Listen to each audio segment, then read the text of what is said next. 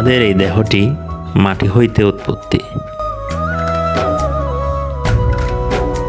তাই দেহকে ভালো রকম চিনতে পারে মাটি বা কাদা।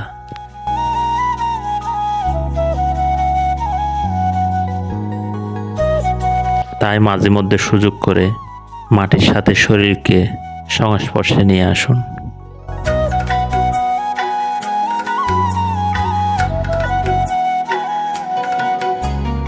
কাদা মাটি বা মাটিতে হাঁটলে আপনার শরীরে অনেক খারাপ পদার্থ মাটি শুষে নেওয়ার ক্ষমতা রাখে।